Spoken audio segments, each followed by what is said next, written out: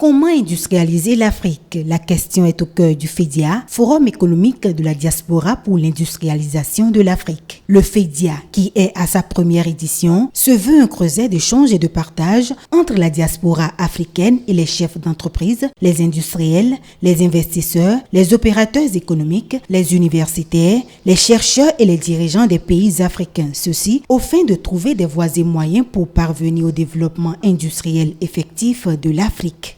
Chaque fois que je sors hors du continent, hors de mon pays, ce que je vois dans les autres pays, dans les autres continents, et me donne la chair de poule. Et ce qui fait que je me suis dit, pourquoi l'Afrique ne peut pas aussi se développer comme les autres continents? Après 1000 réflexions, j'ai aussi fait une analyse sur le plan économique. Je me suis dit qu'il faut forcément que nous puissions enclencher le processus d'industrialisation de l'Afrique qui retarde l'Afrique. Donc ce processus d'industrialisation de l'Afrique, c'est ce processus seul qui constitue la solution au développement de l'Afrique. C'est de là que j'ai initié le présent forum.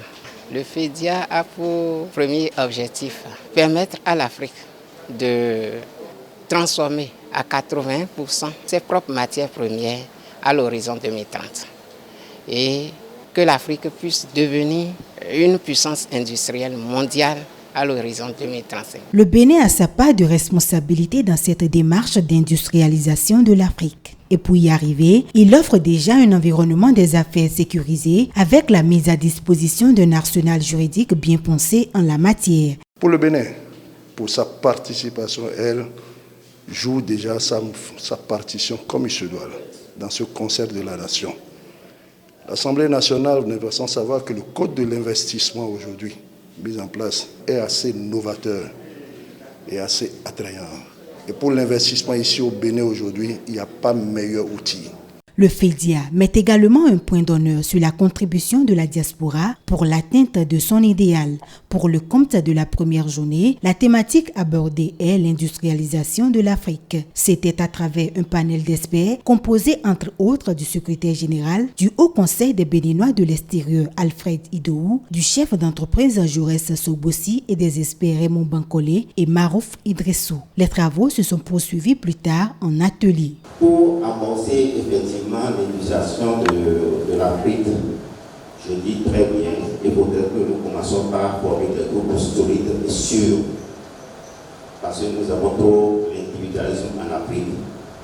Ce sont ces groupes-là qui vont porter leurs initiatives vers les gouvernants et apporter des contributions, des propositions qui peuvent améliorer leur initiative. L'autre chose qui suit, c'est le système monétaire, la politique monétaire. Il faudrait que nos gouvernants aussi essaient de ne pas trop s'attacher à nos colonisateurs. Pour aller à l'industrialisation, il faut une agriculture moderne, mécanisée. Il faut l'énergie, il faut l'eau. L'eau aussi c'est de l'énergie.